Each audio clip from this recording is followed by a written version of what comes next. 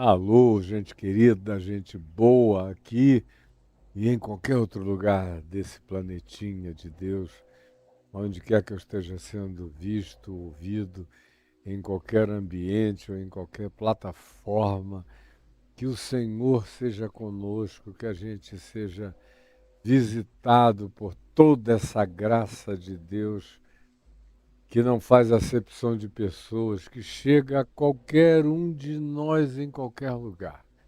É o que eu desejo que nos alcance no dia de hoje, de todo o meu coração, pelo que eu entrego minha vida ao Senhor mais uma vez, todo dia, e agora de novo, na companhia de vocês, nesse testemunho público do Evangelho de Jesus, do ensino da Boa Nova, desse modo de viver que produz uma nova criação, uma nova humanidade, uma nova criatura, um novo ser a partir de mim e a partir de você.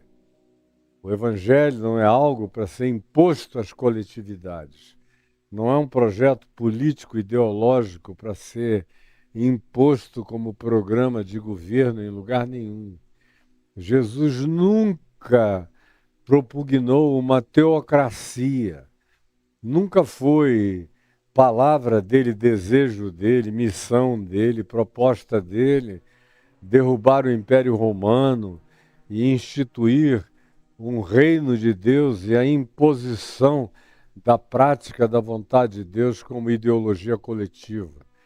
O Evangelho convida indivíduos, pessoas, a nascerem de novo. Instituições não nascem de novo, não se transformam. Elas podem ser, no máximo, educadas por boas leis, condicionadas por melhores práticas, mas continuam a ser indivíduos que as fazem acontecer, e por isso o indivíduo, dentro das melhores estruturas de lei e de educação em formas de justiça, pode melhorar no seu vínculo social e coletivo. Uma sociedade que tem boas leis estruturadas e boas práticas de educação se torna superior às que não a possuem.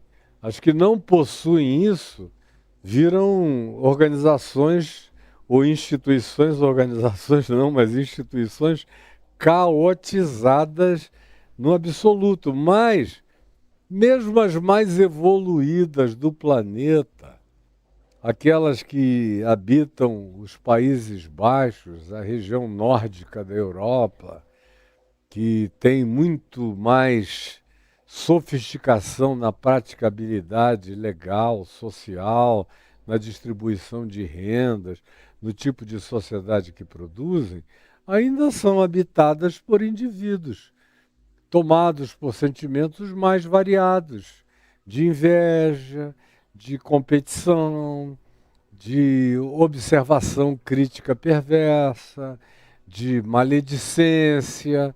Todas essas coisas não são coibidas de fora para dentro.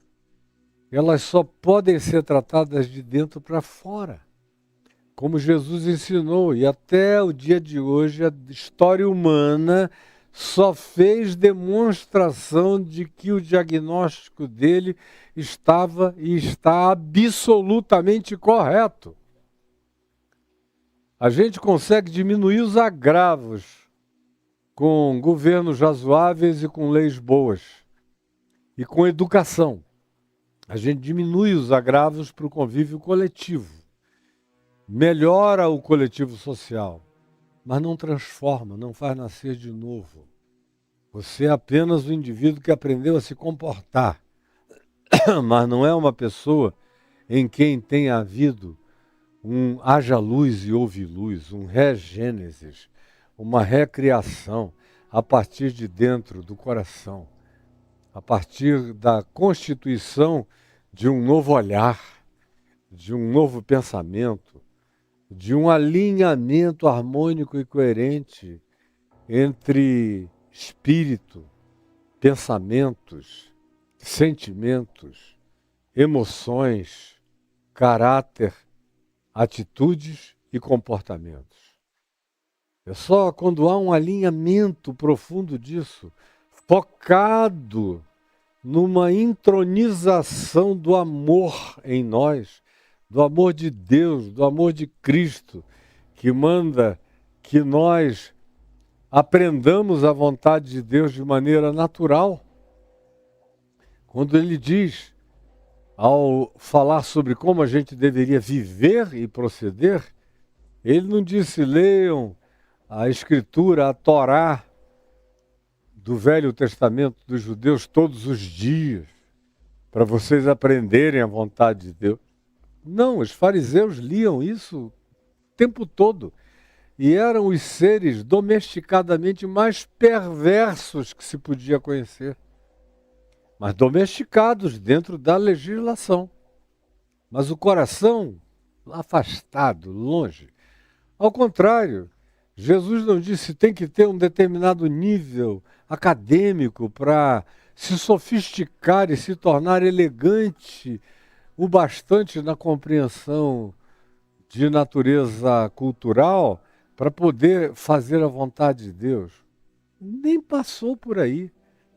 Ao contrário, ele chamou gente deseducada da Galiléia, gente tosca, gente rude, gente braba, gente que gritava, gente totalmente ao natural, gente ao ar livre, gente que estava acostumada a sair para o enfrentamento, para o olho por olho, dente por dente.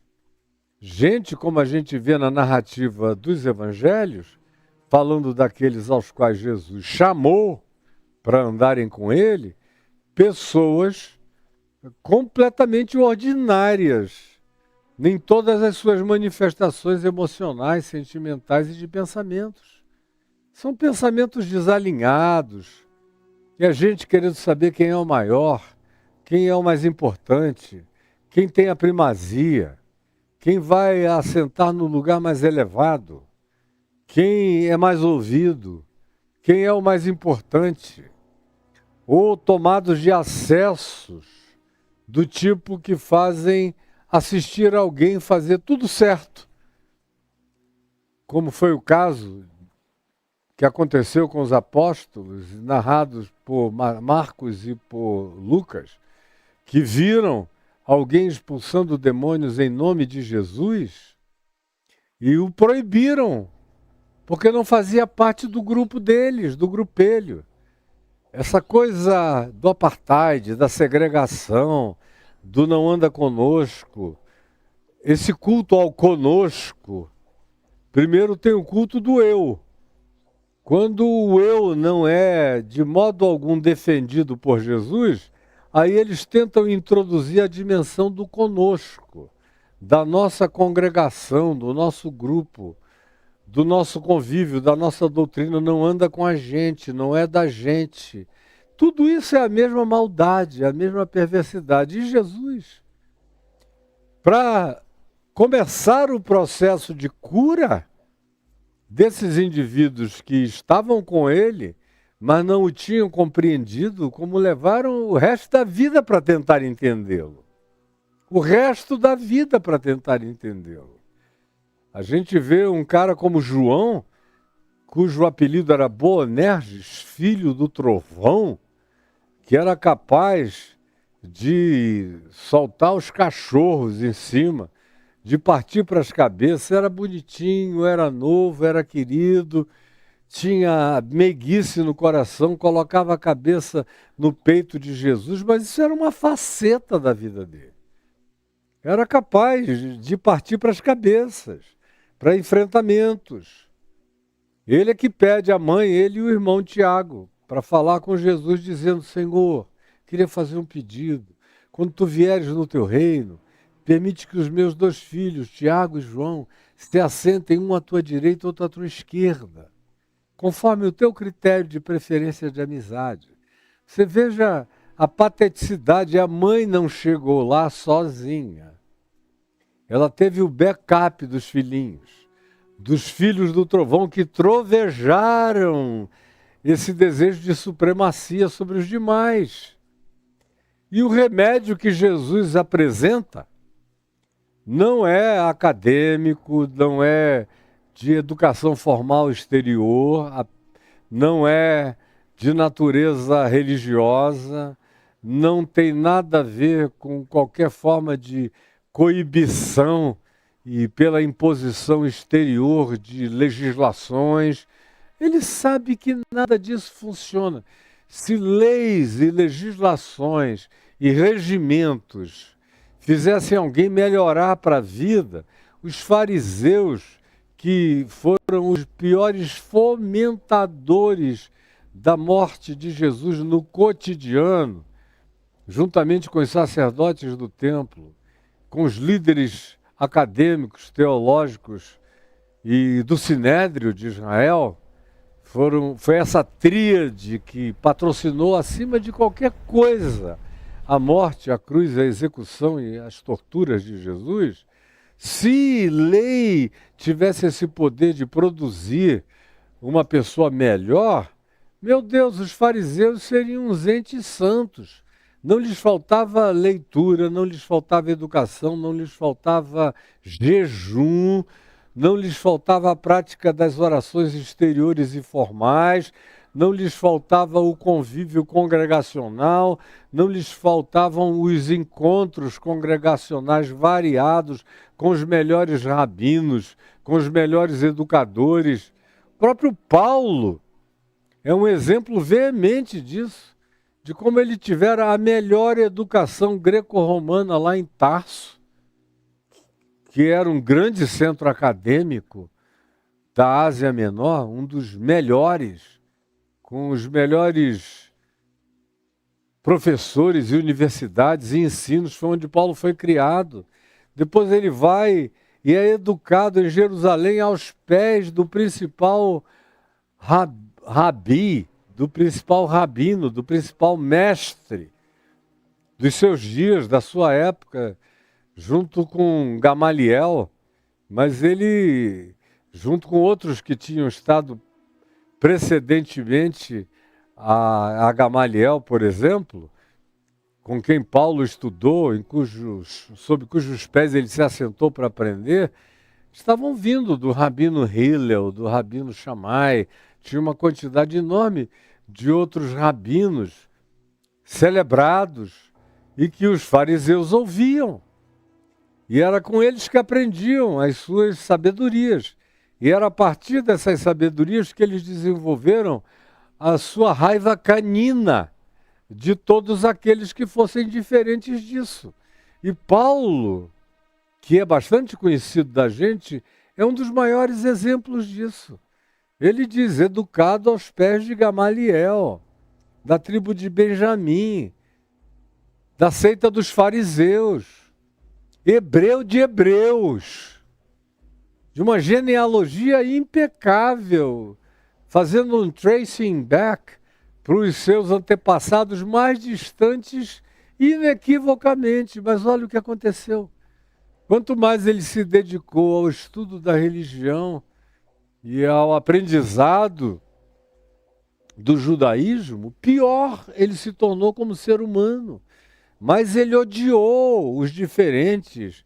No caso ali eram os cristãos. Os discípulos de Jesus em Jerusalém eram o grupo LGBTQIA+, no olhar dos religiosos. Era gente para morrer, para ser extirpada, para ser tirada, para ser afastada, para ser posta para longe.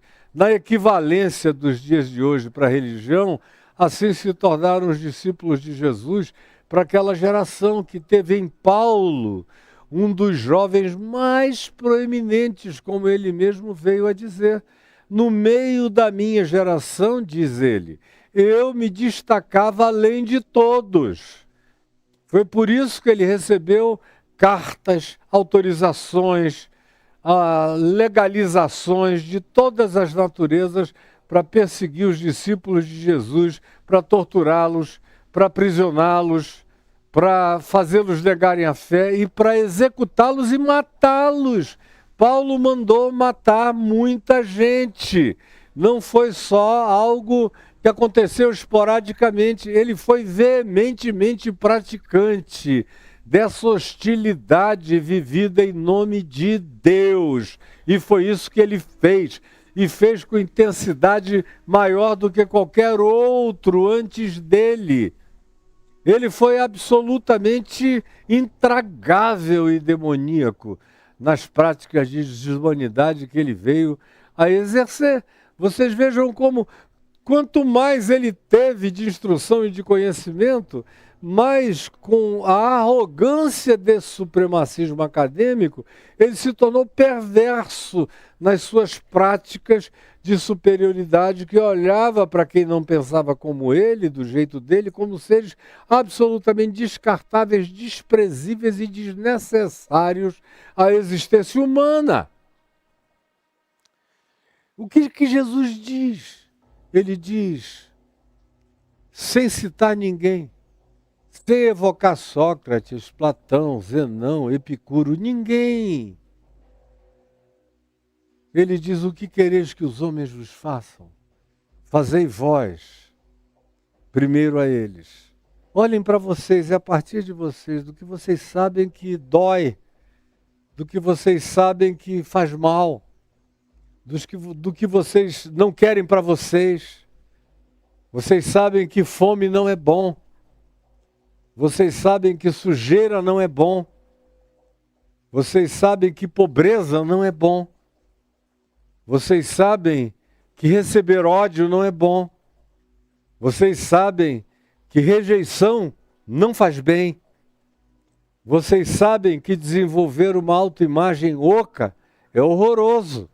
Ser tratado como um raca, como um coisa alguma, como um nada.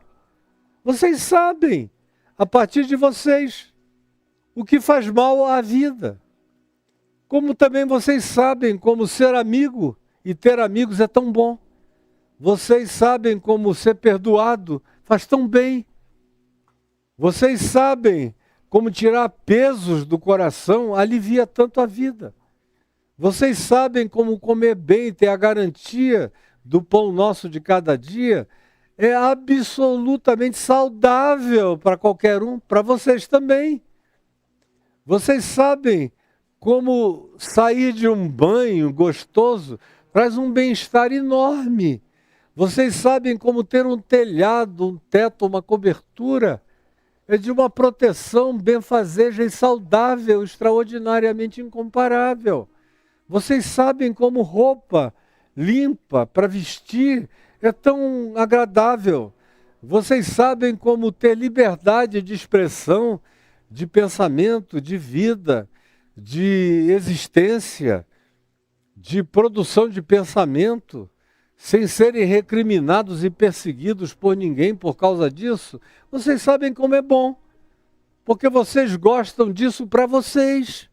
Vocês querem isso em favor de vocês. Então, o que vocês desejam, pela própria natureza e pela percepção natural da coisa, a menos que você seja um sado, masoquista, sociopata, psicopata, doente, necessitado de ser internado e afastado de um convívio público porque você é o próprio homicídio ambulante, o ódio ambulante, mas se você não for um doente dessa natureza radical, se você tiver um mínimo de saúde mental e emocional, você sabe por você mesmo o que é bom para a vida. E se você sabe por você mesmo o que é bom para a vida, você sabe qual é a vontade de Deus para a vida. Porque a vontade de Deus para a vida é tudo que faz bem. É tudo que alimenta a existência. É tudo que cobre. É tudo que não faz o sol arder na cara. É tudo que não deixa você com sede. É tudo que alimenta a tua mente, alma e espírito. É tudo aquilo que dá a você o espaçamento necessário para você não virar um bonsai de coisa nenhuma nem de ninguém. Então, o que você sabe que é bom para você, imagine e projete como sendo bom para o outro. O que você quer para você, queira para o outro. Não precisa ter livro nenhum, academia nenhuma, frequentar universidade alguma, não se demanda um PhD, nem um pós-doutorado de nenhuma natureza para chegar aí. Isso faz parte de uma natureza que a academia não ensina, mas que a prática do amor produz. Quando a gente decide que vai pautar a vida e vai pisar no chão da boa nova, da boa notícia, quando a gente vai ser portador de alegria e de verdade, e de justiça, e de amizade, e de boa vontade, e de simpatia, e de coragem verdadeira nos vínculos com a vida, quando a gente é assim, a gente faz bem a si mesmo e a gente faz bem aos outros. Todo mundo sabe disso. Só os doentes, corruptos e perversos é que odeiam gente assim. Mas você não quer ser nenhum deles. E Jesus não nos ensinou a ser como nenhum deles. Mas até mesmo esses, Jesus alcançou e fez com que a impressão do amor de Deus que vazava de Jesus fosse tão fortemente veemente, inegável e incontestável, que até esses, muitos deles se curvaram e vieram, e se levantaram como Zaqueu, que não tinha sido doutrinado em nada. Só tinha visto Jesus fazer algumas coisas. E tinha visto Jesus passar. E tinha visto como ele tratava. como ele olhava, como ele sorria, como ele acolhia, como ele era, nas expressões não vocalizadas dele. O cara sobe numa árvore e olha, diz, meu Deus, esse homem é diferente, o que é isso que está atravessando Jericó? E de repente ele se assusta quando Jesus olha para o sicômoro em cima e diz, Zaqueu, desce depressa, porque hoje eu quero ceiar na tua casa. E o cara desceu, era um homem mínimo, o maior anão da terra, desceu. E Jesus foi para a casa dele, era também o maior rico da cidade, o maior corrupto da cidade. Era um cara como todo bom publicano, coletor de impostos para os romanos, que metia a mão no imposto dos romanos e também cobrava o seu ágio particular, que dependendo da clientela podia ser maior, podia ser menor, conforme Jesus ensina para a gente em Lucas, no capítulo 16, daquela história do administrador infiel. Ali é a prática exata de como praticavam a relação com o dinheiro, com as cobranças, os próprios publicanos e os donos de negócios autônomos nos dias de Jesus. Nada diferente do que a gente vê acontecendo nas sociedades corruptas. O cara diz, a dívida com o meu patrão é X, mas eu vou acrescentar também Y para mim, para eu botar no meu bolso. E Zaqueu não era diferente. E não teve uma grande doutrinação, ele não ficou mais do que algumas poucas horas com Jesus. E ali no meio do banquete, entre conversas amenas e risos e sorrisos, e pão, e vinho, e petiscos, e comida singela, de repente, o homem levanta-se e diz algo que assusta todo mundo presente. Menos a Jesus, que sabia o que estava acontecendo de revolução no coração de Zaqueu, conforme você pode ler lá em Lucas 19. Ele levanta e diz, Senhor, dirigindo-se a Jesus, eu decido hoje, aqui e agora, dar metade dos meus bens aos pobres. Foi o que eu tenho. Dá para mim e para todas as gerações da minha família. Eu tenho demais. Uma das primeiras coisas que o Evangelho faz, quando entra mesmo, como vontade de Deus no coração da gente, é fazer a gente usar uma matemática da solidariedade e ver o que a gente precisa, o que a gente tem e o que sobra na vida da gente e que é justamente o que falta miserável e desgraçadamente na vida de outros. Aí ele faz o óbvio que o Evangelho ensina a fazer. O óbvio é, tenha o suficiente, o pão nosso de cada dia nos dá hoje. Tenha o suficiente. Garanta o suficiente para a sobrevivência, para a vida, para a continuidade sua dos seus filhos. Agora, o que seja sobra, como Jesus conta numa parábola daquele homem louco, que já era rico e resolveu multiplicar muito, e guardou, e guardou, e guardou, e construiu celeiros, e acumulou grãos e grãos e grãos para muitas gerações. Aí depois voltou e disse, agora sim, tenho para mim e para muitas gerações, nada me faltará, está tudo estocado em demasia.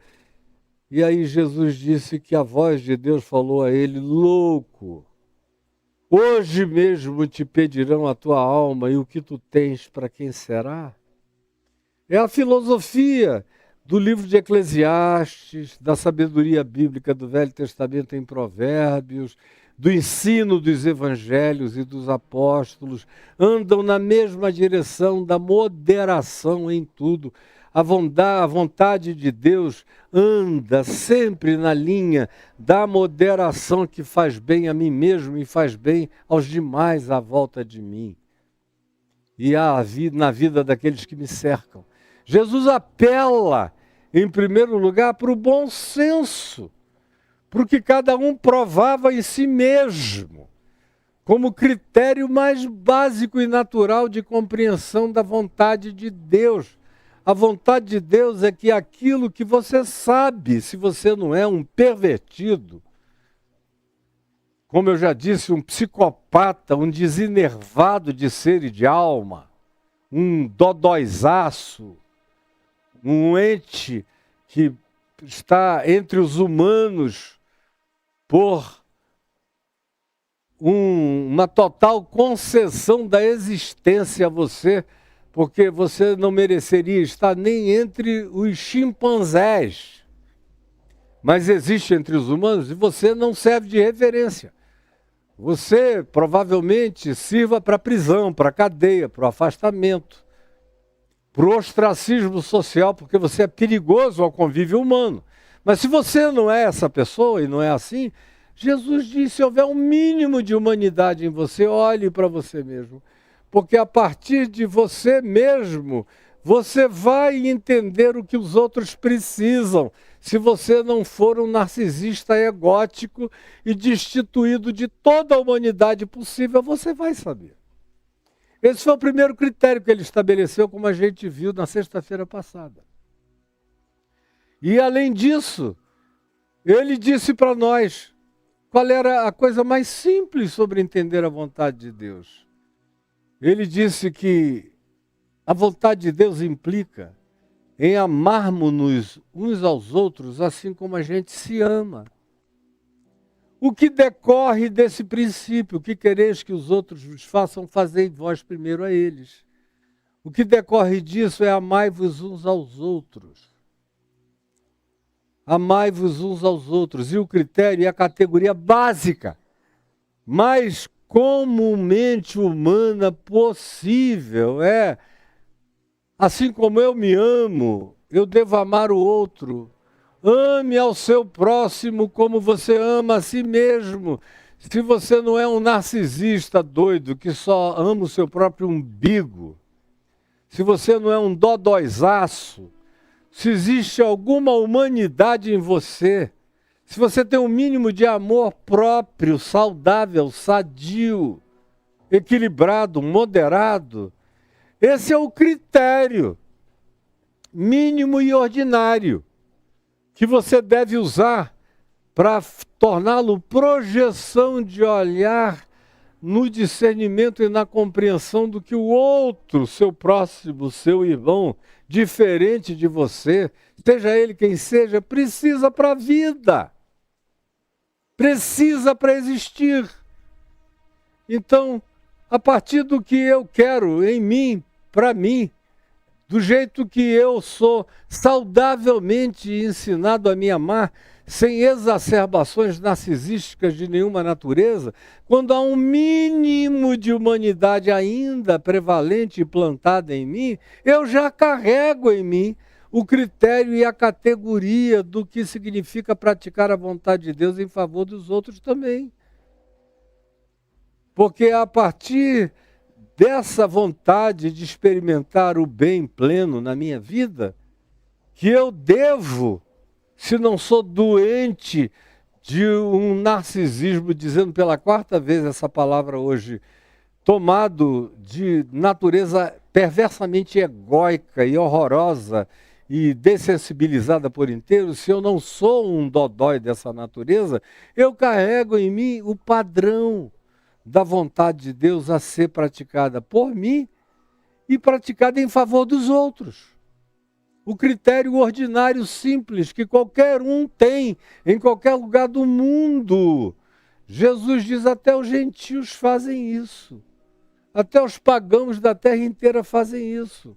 Porque ele não está ensinando ainda aquele outro salto quântico do amor, sobre o qual a gente já falou aqui, que é amai os vossos inimigos e orai pelos que vos perseguem, que é uma categoria que está para além do ordinário, que atinge o extraordinário da compreensão e da prática do Evangelho na vida da gente, mas que não nasce no chão espontâneo da terra, a menos que a graça de Deus faça brotar como uma consciência mais desenvolvida e mais elevada na nossa mente e no nosso coração.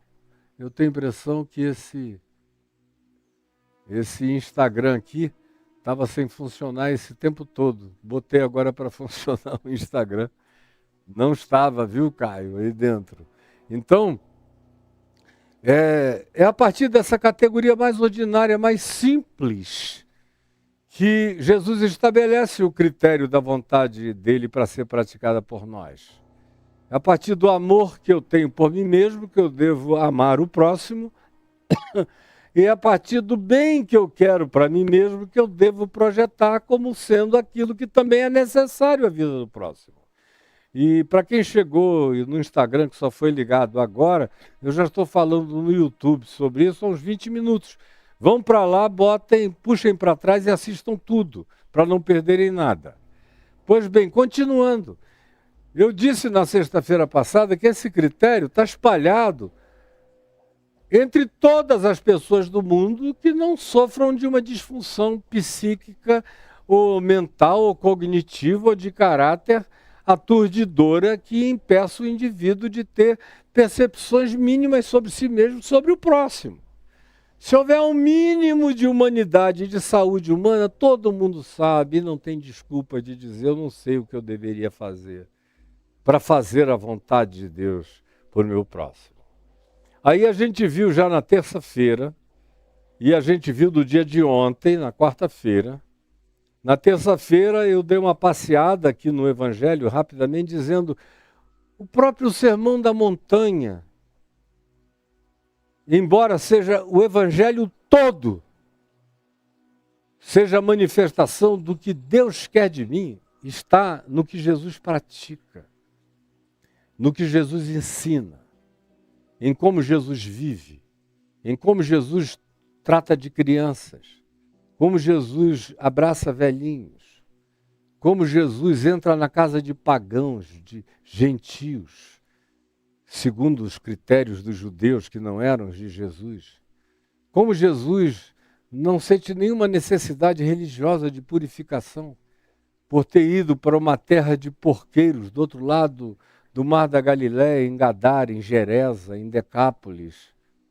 Como ele sai de lá e não faz nenhum banho purificatório e vai direto para a casa do chefe da sinagoga de Cafarnaum para ressuscitar a filha dele, de Jairo. É olhando para Jesus que você vê a simplificação da vontade de Deus. Você vê a gestualização da vontade de Deus. Mesmo se você fosse cego, surdo e mudo, só sentindo essa energia, você já entenderia. De tão simples que é, de tão acessível que se tornou em Cristo Jesus e que é. Se você não tiver as suas emoções, sentimentos e cognitividade entupidos por nenhuma forma de presunção perversa. Todo mundo sabe, todo mundo tem acesso, está plantado como código divino no coração de todos nós, está plantado como código de Deus no coração de todos nós. Esse desejo, essa vontade de Deus está explicitada, está inscrita. Habita os segredos do coração de todos os seres humanos, como Paulo diz. Aí, na terça-feira, eu dei uma passeada aqui rápida no sermão chamado da montanha, só para dizer, olha, só olhando isso aqui, você não precisa de mais nada. Você já sabe tudo que agrada a Deus.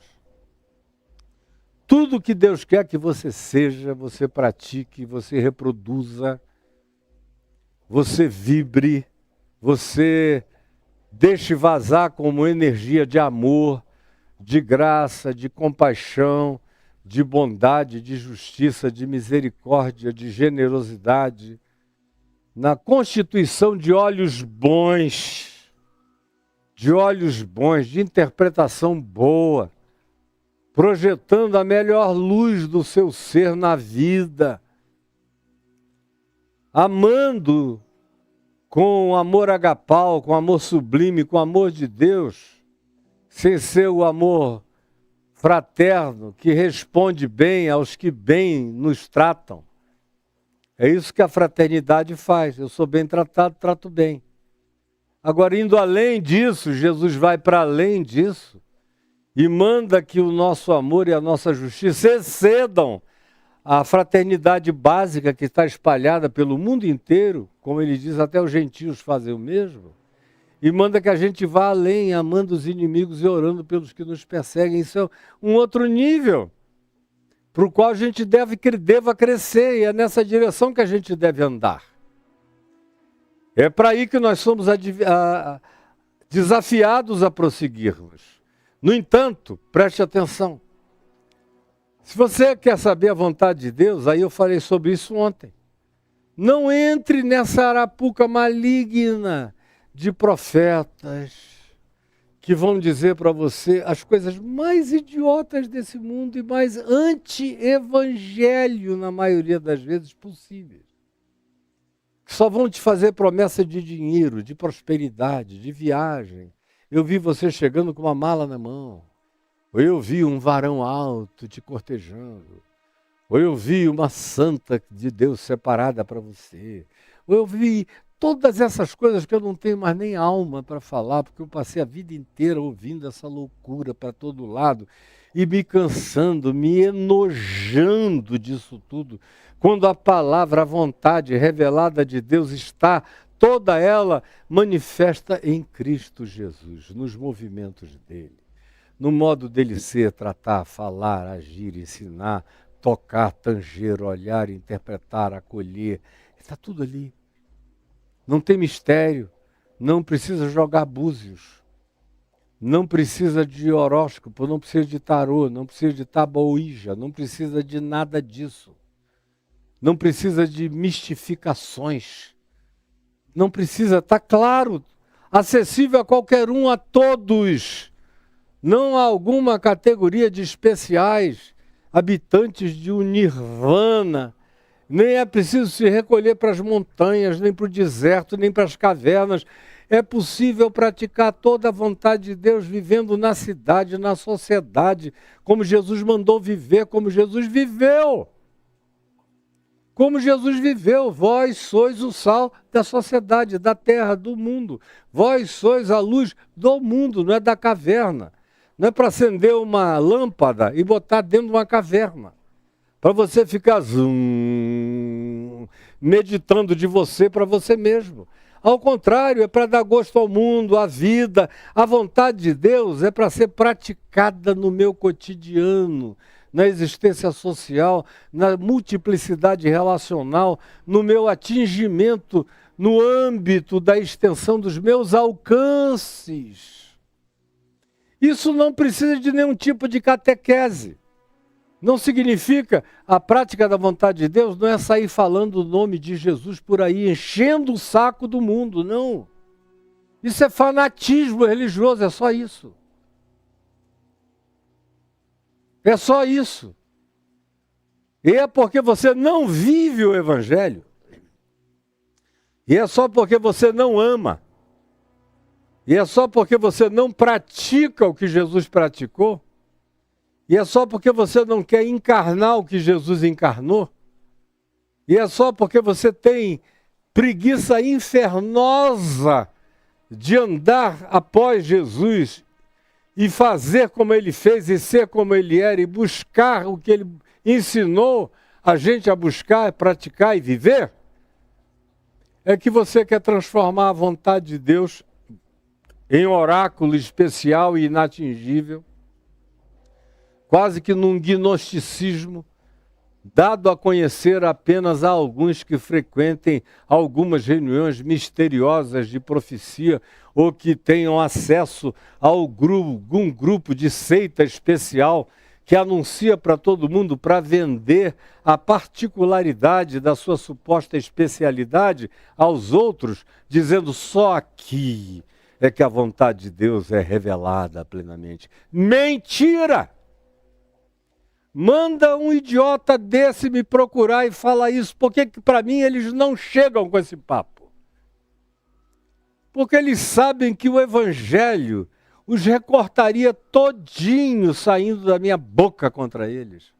Eles procuram você, na sua idiotice, na sua pateticidade, na sua deliberada autoignorância, na sua preguiça, na sua superstição, no seu misticismo acomodado, na sua absoluta falta de desejo de luz, de sabedoria, de discernimento, de crescimento, de desenvolvimento da sua humanidade, da sua interioridade, da sua mente. E é tanto mais quanto você seja assim, alienado, burro, acomodado e totalmente manipulável, é que você serve aos interesses dos manipuladores, dos falsos profetas, dos mentirosos, dos enganadores, dos lobos vestidos de ovelha, dos falsos cristos, das mentiras proclamadas em nome de Deus e engolidas por você sem nenhum critério. Você é ideal para o diabo do jeito que você é. O diabo quer e torce para que você continue a ser exatamente como você é. E para que tudo que eu esteja dizendo aqui esteja sendo objeto da sua crítica, do seu bloqueio, da sua blindagem, e tanto mais quanto você consiga ficar impermeável para o evangelho que está saindo da minha boca com toda paixão, amor e coração, e espontaneidade e fluência para além de mim, para chegar a você. Tanto mais quanto você consiga bloquear isso, mas o diabo diz, esse cara é que eu gosto, é dos meus. E aí, nesse sentido, sendo o cristianismo o lugar mais difícil para se proclamar o evangelho, e sendo a igreja a zona do agrião, aquele lugar do campo onde não nascia grama.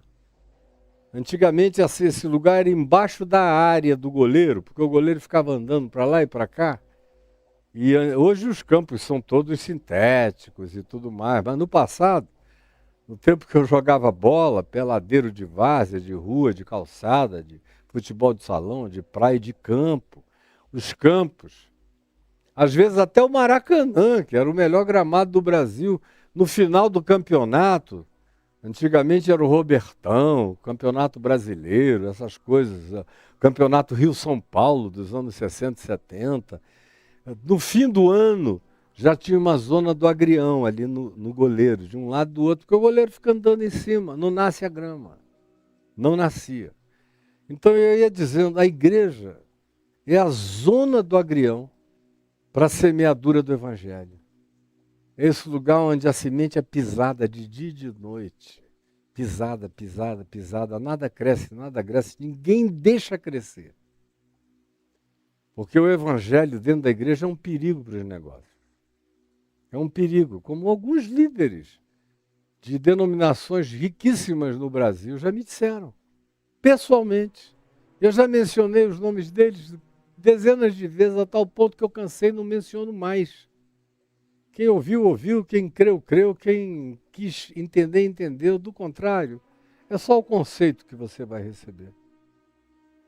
Como eles me disseram, olha, esse evangelho que você prega é todo verdade. Todo de Jesus, mas aqui na minha igreja não tem lugar para ele. Assim mesmo, na minha cara. E eu estou ouvindo isso desde que eu sou um jovem pastor. Há 50 anos atrás eu comecei a ouvir isso a primeira vez, eu levei um susto. Foi um jovem pastor batista da Igreja Batista Regular, que dizia que todos os outros cristãos não eram filhos de Deus, legítimos. Eles eram uns adotados, filhos de criação de segunda categoria, nem como adotados genuínos. O verdadeiro adotado não conhece diferença entre os filhos genéticos e ele, isso nem existe. Agora, vocês são apenas uns filhos de criação, como no passado se tinha. O pai lá tinha 4 filhos e criava como compadre, como amparador de famílias que empobreciam, ou de crianças que ficavam órfãs, ele criava até educar um pouco e mandar para o mundo. E esse pastor da Igreja Batista Regular, lá em Manaus, me disse, você é um homem de Deus, eu estou te ouvindo todo dia na televisão. Eu tinha 19 anos. Mas você faz parte só da parentela, você não é da família de Deus, não é filho de Deus. Para ser filho de Deus, você tem que vir para a minha denominação, a do rastro do sangue. Nós sim somos os genuínos representantes da vontade de Deus desde os dias apostólicos. Como tem igrejas para todos os lados aí, igrejas episcopais, igrejas de outras naturezas denominacionais, que creem na sucessão apostólica, onde só se tem genuinamente uma palavra apostólica, quando você faz parte dessa sucessão apostólica, que eles tomaram como presunção ser alguma coisa que a eles pertence. Não tem mais nada a ver com pertencer a Jesus, com mergulhar no Evangelho, com comer a palavra do Evangelho e torná-la carne, sangue, suor, respiração e, como eu disse ontem, sistema parasimpático operando naturalmente em nós. Então, ontem eu disse e falei sobre esses vários enganos e tapiações que você se permite por tais coisas ser enganado e ser jogado cada vez mais distante do conhecimento da vontade de Deus para a sua vida. O que é trágico. É por isso que as igrejas são essas coisas, deformadas, irreconhecíveis, horrorosas, feias, tristes, em relação, não a que não tenha festas e festivais e carnavais gospel lá dentro. Eu estou falando é a ausência de Deus. A ausência do amor de Deus, da prática do Espírito de Deus, da prática do fruto do Espírito Santo, que é absolutamente relacional. E se não for relacional, não só entre aqueles que congregam-se juntos, mas na oferta desse amor de Deus a todos os seres humanos no mundo inteiro, com igual qualidade, sem acepção de pessoas. Isso que você só adquire no Evangelho e na prática dele todos os dias. Não sendo assim, não é o misticismo de nenhuma natureza, nem o academicismo, nem a catequese de nenhuma natureza ou forma que vai te melhorar para a vida. Tua esposa sabe disso, os teus filhos sabem disso, os que convivem contigo sabem disso. Que você é uma coisa em público, mas que na vida privada você não aguenta mais do que alguns dias sem começar a revelar a predatoriedade escondida no seu ser. Porque não houve a entrega ao pertencimento à prática da vontade de Deus, segundo revelada por Jesus, praticada por Jesus aqui no Evangelho. Seja feita a tua vontade na minha vida, como ela é feita nos céus, assim na terra como nos céus. E eu disse no primeiro dia, que até nas dimensões celestiais há aqueles que não fazem a vontade de Deus. Daí ser tão importante cada vez mais nesses dias, porque a gente está vivendo em tempos onde discernir qual seja a vontade de Deus é algo mais essencial do que nunca. É ter o discernimento da vontade de Deus. Da vontade de Deus para a minha vida, para a vontade de Deus para as minhas práticas relacionais e a vontade de Deus como categoria de discernimento, como critério de discernimento, como balizamento de referência para a minha compreensão de sabedoria na vida. A vontade de Deus é para a minha prática e é também para o exercício do meu entendimento, para o exercício da minha compreensão, que quando pratica a vontade de Deus, e ela só é realizável se for praticada, se não for praticada, ela não serve como ensino para ficar academizado em algum recanto do intelecto humano, ela só se manifesta como eclosão de uma vida nova quando ela é praticada. Quando a gente bota o primeiro passo, o segundo passo, o terceiro passo, quando a gente vai fazendo disso o nosso marca-passo, aí ela vai crescendo, o chão vai se ampliando, o mundo da vontade de Deus vai se descortinando e com ele, sabe o que surge? aparece sabedoria. Vem discernimento. Quanto mais você pratica a palavra de Deus, mais sabedoria. E aí, sabedoria que eu estou dizendo não é para organizar um evento, não é para aquela sabedoria de média ponderada, religiosa, que eu vejo muitas pessoas queridas possuírem. É a sabedoria do Evangelho? Não. Eles aprenderam a média ponderada da religião. Então, como são pessoas moderadas, calmas, tranquilas e sensatas, eles veem qual é a média, que não é ofensiva. Aí eles fazem esse marketing de média ponderada, comportamental, religiosa, e ficam nesse meio, em cima do muro, na realidade. Não é sabedoria, é equilíbrio em cima do muro da religião. Nem tanto ao mar, nem tanto à terra, meu querido, vamos aqui. Nem tanto a gregos, nem a troianos, andemos aqui, no meio desse caminho. Nem tanto pentecostalismo, nem tanto reformismo, nem tanto armenianismo, nem tanto calvinismo. Aqui no meio a gente vai andando.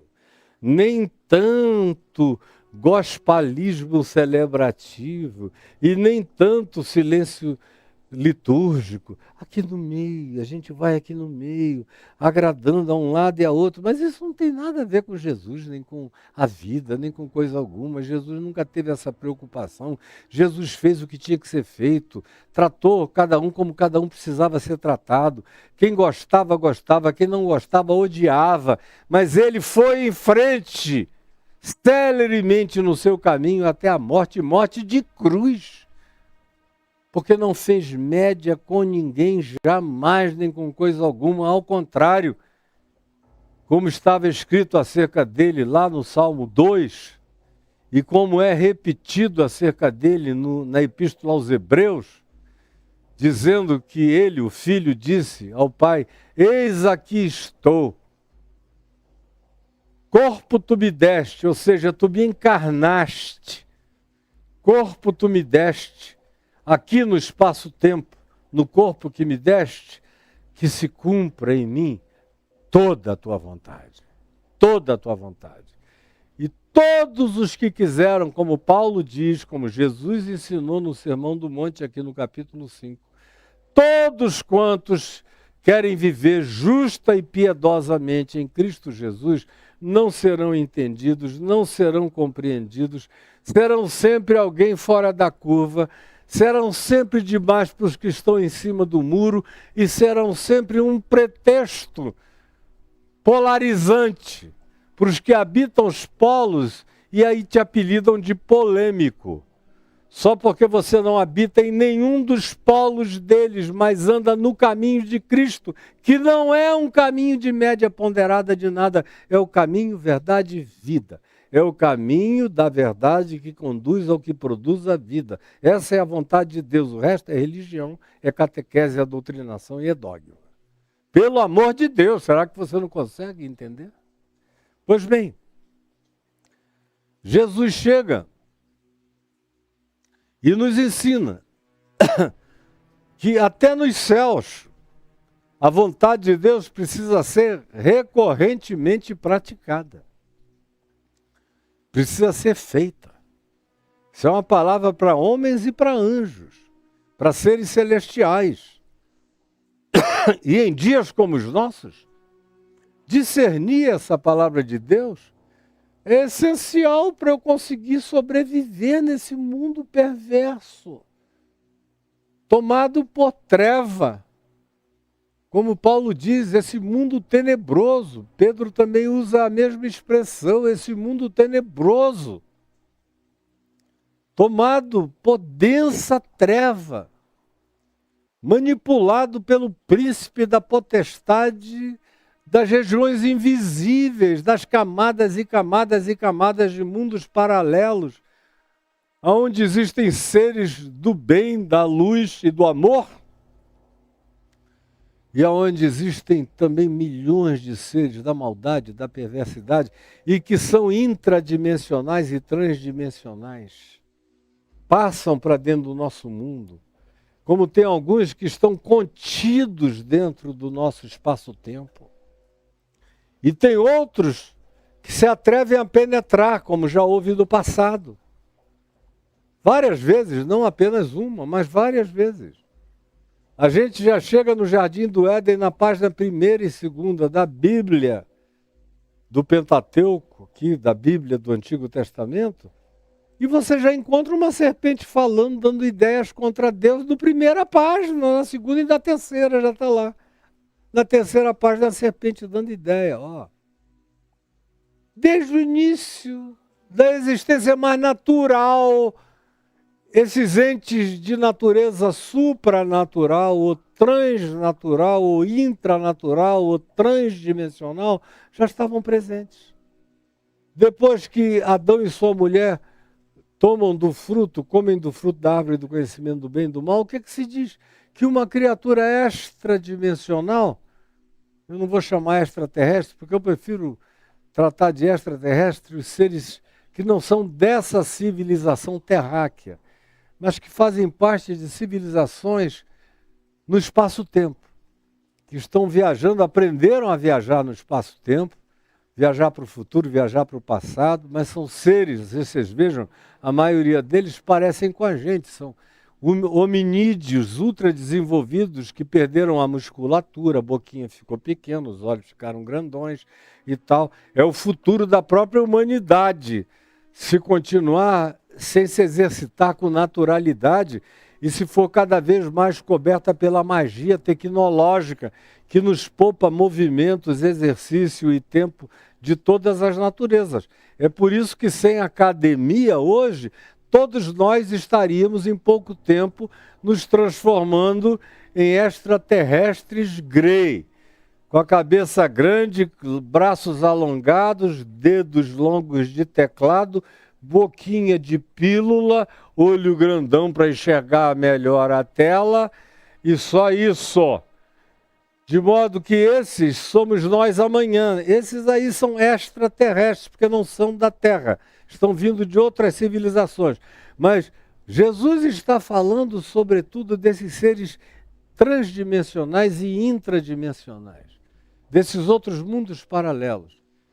E está dizendo aqui, seja feita a tua vontade, assim na terra como nas outras dimensões, nos céus. São essas outras realidades paralelas. Aonde a vontade de Deus é feita, mas nem tanto. Como diz Gênesis 3, originalmente já tinha uma serpente dizendo, não, Deus sabe que não é assim. É engano, é só porque o cara é invejoso, é voluptuoso. Ele quer tudo para ele mesmo. Ele não quer ninguém parecido com ele. Ninguém sabendo o que ele sabe. E aí quando alguém fica sabendo o que ele sabe, ele trata mal. Esse é o papo da serpente. Simplificando ao máximo. Ou como você vê em Gênesis, no capítulo 6, quando se diz que os filhos de Deus, os Benai Elohim, que é uma linguagem aplicada aos anjos, a esses seres transdimensionais, a esses seres celestiais, a esses seres de mundos e dimensões paralelas, que são apelidados de anjos, arcanjos, serafins, querubins e etc., como nós vamos ver no meu curso da área 51 do Evangelho. Pois bem, esses seres nunca estiveram longe daqui. Sempre estiveram aqui. E Gênesis, no capítulo 6, diz que eles não só estão presentes, mas acessaram os humanos de modo que tiveram conluio conjugal e produziram hibridizações, das quais decorreram os nefilins, os gigantes, os entes poderosos, que foram dotados e sabiam todas as teologias, tecnologias que os antigos chamavam de magias e que foram adorados como deuses dos povos. Os deuses dos povos não eram, foram depois reproduzidos em pau, em pedra, em ouro, em prata, mas isso é só a reprodução do souvenir. Os deuses dos povos originais são anjos antigos que se desviaram da vontade de Deus, são seres do mundo paralelo que penetraram o nosso. E naquele caso de Gênesis 6, que não se repete toda hora, mas está ainda presente e se repetindo hoje em dia entre nós, e cada vez se repetirá mais, é para isso que você precisa entender e discernir a vontade de Deus. Eles se hibridizaram com os humanos. E mais do que se hibridizaram com os humanos, eles transformaram o planeta Terra, como Gênesis diz. Não é preciso ir para o livro de Enoque, nem ler a epopeia de Gilgamesh, nem ficar impressionado com os Anunnakis. Os Anunnakis são esses seres que foram adorados como deuses. Foram anjos que Pedro diz, que Judas diz, Judas, irmão de Jesus, e Pedro, apóstolo. Aqui no Novo Testamento eles falam sobre esses Anunnakis. São os seres que não guardaram o seu próprio domicílio. São os vigilantes do livro de Daniel, do livro de Enoque, que foi produzido mais ou menos ao mesmo tempo que o livro de Daniel foi. As influências entre ambos, você vê as interpenetrações óbvias e fáceis quando você tem um conhecimento amplo dessa literatura toda, pós-cativeiro em Babilônia, ou cativeiro persa, ou volta para a Palestina antes de Jesus, onde uma grande produção literária aconteceu e esses livros todos explodiram. Você vê a interpenetração desses conhecimentos. E Pedro e Judas, irmão de Jesus, falam disso. Falam esses seres que não ficaram no seu domicílio, é a palavra que eles usam, não guardaram os limites da sua habitação, da sua linha de vida, na teoria das cordas, da sua lâmina de existência. Antes passaram para a nossa. E na nossa não só coabitaram com mulheres e deformaram a humanidade, monstrificaram a humanidade e perverteram a humanidade, razão pela qual veio o dilúvio. Leia com calma que você vai ver que foi por causa dessa monstrificação, de penetração de entes e de natureza celestial, paralela, alienígena, porém com a decisão perversa de violarem explicitamente a vontade de Deus, gerando filhos com as mulheres lindas dos humanos, querendo fazer parte da história no espaço-tempo, querendo se tornar os deuses de todos os humanos, como se tornaram. Os deuses dos povos da terra são esses Anunnakis, que em cada cultura tem nomes diferentes. Na Mesopotâmia é que tiveram esse nome. Mas eles não são os nossos criadores. Isso é a história paralela contada e que agora está sendo divulgada na internet para todo lado. E quem não conhece a vontade de Deus, quem não conhece Jesus, quem não conhece a Escritura a partir de Jesus, quem não lê Gênesis 6 a partir de Jesus e a partir do entendimento de Jesus praticado pela mente dos apóstolos no discernimento espiritual que tiveram, Paulo, Pedro, Judas são explícitos nessa afirmação. Quem não tem isso vai voltar a adorar os mesmos deuses do mesmo modo. Vai cultuar Anunnakis, como eu vejo aí, um monte de ignorantes que começaram a ouvir falar disso há 2 anos, há 3 anos, agora estão enchendo a internet, viraram mestres. E são idiotas, não sabem nada, não aguentam a um exame mundial do fenômeno nem bíblico e nem da literatura extra-bíblica e que é bíblica, porque está mencionada na Bíblia explicitamente, como é o caso do livro de Enoque, não conhecem. E aí ficam sendo levados por esses coaches dos Anunnakis, dos extraterrestres que estão entre nós, e é tanta barbaridade por causa da falta de discernimento. Muitas das coisas que eles dizem são verdadeiras. A origem é que é equivocada. O pressuposto é que é falso, completamente mentiroso. completamente perverso, completamente de acordo com a vontade de Satanás, que nada mais é do que um outro desses seres, de um poder extraordinário. Tem gente que fica pensando em Satanás como um concorrente de Deus. Ele é uma criatura que se rebelou como você se rebelou, como eu já me rebelei, como a maior parte do mundo está rebelado.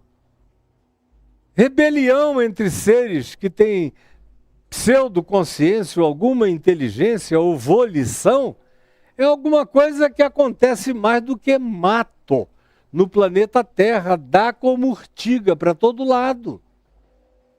Não há nada de absolutamente novo nisso, nem entre os homens, nem entre os anjos. E a interpenetração disso é algo que Jesus assevera o tempo todo. Ele é tentado por essa dimensão paralela, pelo diabo, que é um ser de interpenetração, a tal ponto que Jesus o chamou de príncipe deste mundo.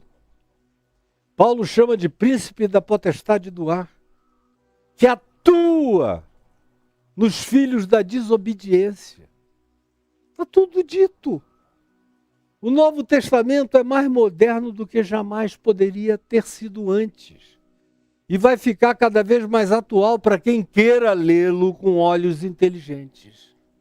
Está tudo dito para o nosso discernimento, para a nossa compreensão, para a sua compreensão, para a minha. Do contrário, você vai ser levado de roldão, vai ser enganado, vai ser ludibriado de todos os modos. Se não tiver a âncora da vontade de Deus, segundo o Evangelho, e a vontade de Deus não é um decálogo, a vontade de Deus é a prática do amor conforme os princípios do Evangelho, como Paulo chamou em Efésios, conforme a preparação do Evangelho da Paz, conforme o calçamento do Evangelho da Paz nos nossos passos da nossa vida, no nosso andar, no nosso existir, no nosso prosseguir, no nosso discernir, no nosso aprender, no nosso praticar. Sem isso,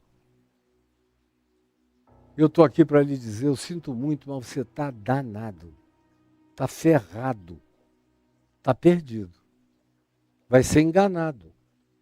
Por isso é que Jesus não fez nenhum mistério a respeito e disse que é largo o caminho, onde que a maioria anda nele. É estreita, todavia, o caminho e a porta, que poucos escolhem, porque a maioria vai no fluxo.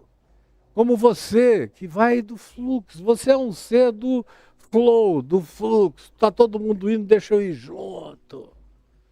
Para você andar com Jesus, você tem que praticar a vontade de Deus, e a vontade de Deus é frequentemente contra fluxo. Não é do contra. Ela aproveita tudo que é bom. Retém tudo que é bom. Mas não se submete à maioria quantificável de nada. Ela pratica apenas o que Jesus enunciou como chão, caminho, verdade, vida, princípio. Jesus ensinou.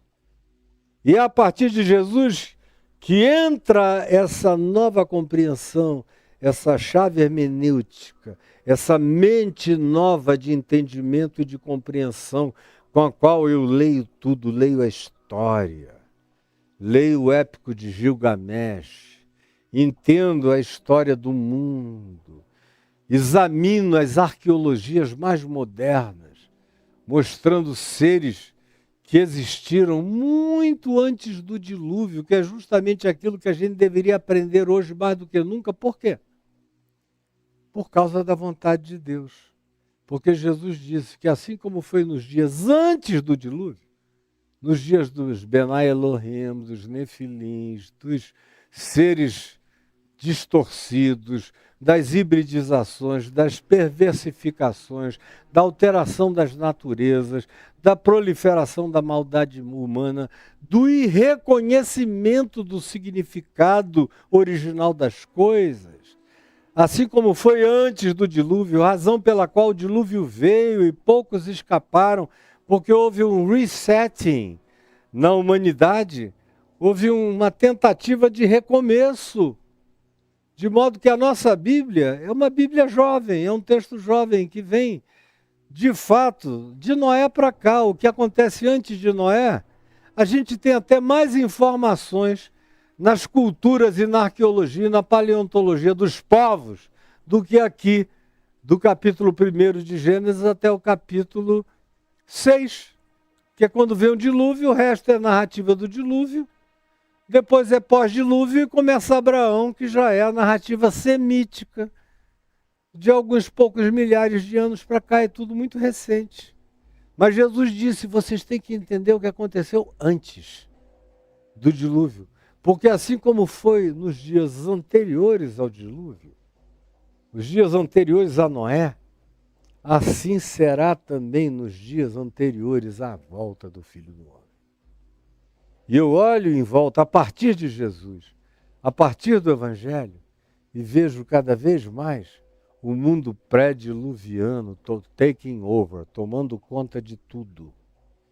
E eu vejo o pessoal embarcando. Enquanto isso, o cristianismo é o pior inimigo do Evangelho de Cristo na Terra, pior do que qualquer outro adversário. E vejo aqui no Ocidente a igreja cristã, protestante, evangélica, pentecostal, neopentecostal e de outras naturezas, se transformar também no pior adversário, no pior diabo do evangelho puro e simples de Jesus. Pior antagonista, o pior falsificador, o pior estelionatário, porque usa esse nome, usa os apelidos, usa a semântica, usa a nomenclatura e falsifica todos os conteúdos. Não é à toa que pessoas sinceras não estejam aguentando. Não estejam aguentando. Como, por exemplo, é dioturno o informe que eu recebo da quantidade de ex-crentes que disseram, bom, se é para ser religioso, eu vou para o candomblé, eu vou para a Umbanda, eu vou para o kardecismo, que pelo menos é mais caridoso, mais caritativo. Ou fora daqui, eu vou para o esoterismo, eu vou para qualquer outra coisa. Filhos de pastores, esposas de pastores. E hoje em dia eu tenho tido notícias de pastores que deixaram a igreja evangélica e se tornaram pais de santo. Porque encontraram uma comunhão mais fraterna nesse meio do que no meio da igreja, que se torna cada dia mais o pior diabo religioso contra o Evangelho de Cristo Jesus. E quando você anuncia o que eu estou falando aqui, que é evangelho puro e simples, que dá na cara de demônio para todo lado, e principados e potestades temem e respeitam, mas vocês chamam de herege, gostariam que eu morresse mais cedo do que mais tarde. É um atestado da doença total e absoluta que tomou conta da maioria de nós. É trágico, mas é completamente verdadeiro. Seja feita a tua vontade, assim na terra como nos céus. Aqui na terra é pequeno o número dos que entendem e dos que praticam. Especialmente do ambiente cristão, é cada vez menor o número. É um rebanho cada vez menor, como Jesus disse. Não temais, ó pequenino rebanho. E ele estava falando para aqueles que estavam com ele, que quando se comparavam com os grandes rebanhos dos fariseus, dos saduceus, do templo, da religião, dos outros grupos de mobilização popular, como os zelotes e outros grupos, eles eram um pequenino rebanho. E Jesus disse, não temais, ó pequenino rebanho, porque ao meu Pai agradou-se de dar-vos o seu reino, de mostrar-vos o seu reino. E eu não preciso de uma multidão, eu preciso de gente com qualidade da minha vontade plantada no coração. assim na terra como nos céus. O estranho é que Jesus disse: eu serei sempre minoria planetária. Eu serei sempre uma minoria planetária. E no meio dos seus, como diz o Evangelho de João, ele veio para os que eram seus. Está se referindo aos judeus imediatos. E os seus não receberam. Semelhantemente a isso, ele também veio para os que eram seus hoje, que são aqueles que falam o nome dele, invocam o nome dele, cultuam o nome dele, se reúnem em nome dele, aplaudem o nome dele, mas como era nos dias do profeta Isaías, o meu nome, disse o Senhor, está nos vossos lábios, mas o vosso coração está longe de mim. Não tem nada a ver comigo. Assim como eu não tenho nada a ver com vocês. Assim como oxalá houvesse alguém que fechasse os templos de vocês. Porque muito mais fácil é em Deus que os distantes e alienados compreendam a partir da ordinariedade da vontade de Deus, plantada na intricidade do coração, como o amor mais básico de fraternidade simples, que até os gentios, como disse e repetiu Jesus, praticam. É mais fácil esses entenderem o que eu estou dizendo, acolherem o que eu estou dizendo, amarem o que eu estou dizendo e praticarem o que eu estou propondo em Jesus, do que vocês, que se tornaram impermeáveis, vedados, impenetráveis, bloqueados, inimigos de Deus no entendimento pelas práticas das mais obras. Embora o nome de Deus seja babado como lama infernosa se derramando da boca da maioria. Senhor Jesus, eu peço que essa palavra, outra vez dita, do que vazou da honestidade, da simplicidade, da autenticidade, da pureza do meu coração, para o coração de todos aqueles que com pureza e amor me ouviram, opere o milagre de se transformar em carne, em sangue, em prática, em vida, com a nossa cara, com a nossa altura, com a nossa expressão, com o nosso modo de ser alterado pelo Espírito Santo, nos tornando dia a dia mais semelhantes a Cristo Jesus, conforme o chamado dele, para virmos após ele e o absorvermos, até irmos nos tornando semelhante a ele e sermos totalmente absorvidos por ele, crescentemente aqui na história e no espaço-tempo, e absolutamente na nossa virada para a eternidade. É o que eu peço que tu nos deixes como compreensão no dia de hoje, em nome de Jesus. Amém e amém. Olha só, gente boa, eu continuo pedindo para você dar uma olhada aí no Caio Fábio /Black Friday cursos. Dê uma olhada, juntamente com isso tenho para você ir lá, vai cair lá dentro do ambiente, tá aí do Black Friday Caio Fábio exclusivo. Você tem os cursos. O primeiro deles que vai aparecer para vocês é o Reconexões, 200 aulas de 10 minutos cada uma, começando antes do Gênesis, no princípio, no bara, no nada, no verbo, tirou Deus do nada. Começando daí, do nada, indo até depois do Apocalipse, quando a morte, o inferno, o falso profeta e o diabo são extintos. E surge um novo céu e nova terra onde há justiça. Se você quiser ter uma cosmovisão que vai te abençoar para o resto da vida, faça reconexões. Se você não quiser ser enganado, faça esse curso, Jesus, a chave hermenêutica, para aprender a ler a Bíblia para trás, sem virar um judeu fanático, empedrado pelas leis de Moisés, e sem se tornar um cristão burro para frente, sem entender o que Jesus disse, com fobia de Cristo, porque vocês falam muito o nome de Jesus, mas têm fobia do Evangelho, têm pânico do Evangelho. Vocês só querem a doutrinação do grupo, mas não querem aprender o Evangelho com o próprio entendimento. E não querem estudar, não querem saber ciência, não querem ficar cultos, não querem compreender, não querem se dilatar, porque têm medo, foram ensinados de que se aprenderem, se tiverem muito saber, muita ciência, vão perder a fé. A fé não. Vocês vão cair numa profunda descrença religiosa, isso sim. Isso eu lhes garanto.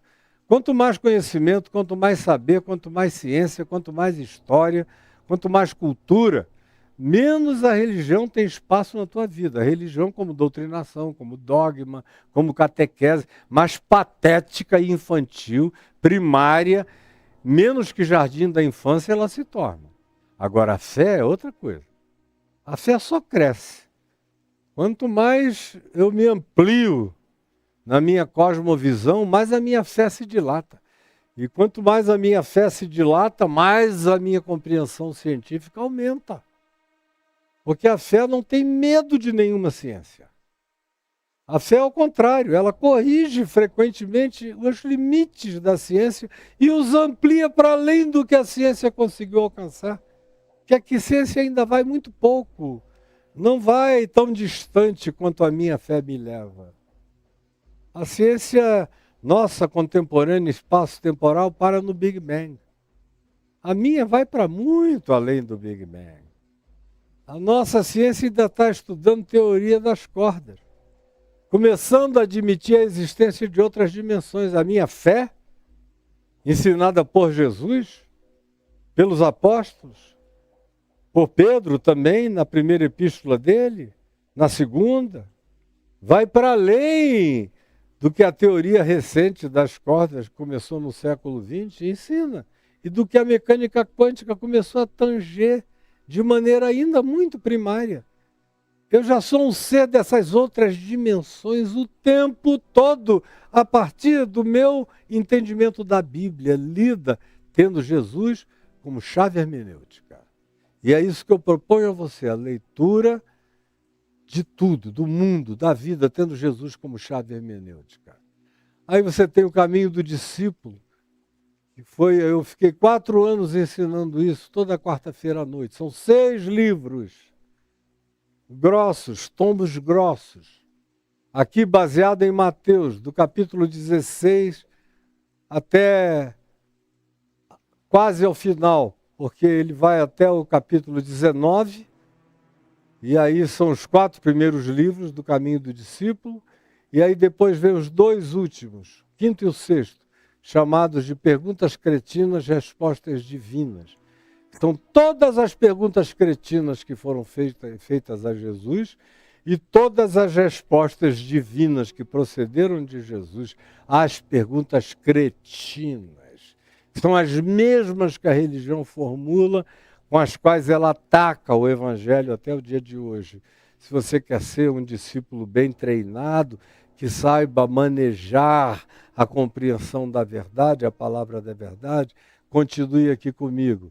Está aí, ó, perguntas cretinas, respostas divinas, sendo oferecido à parte para você aí no caiofabio.net/Black Fridays cursos.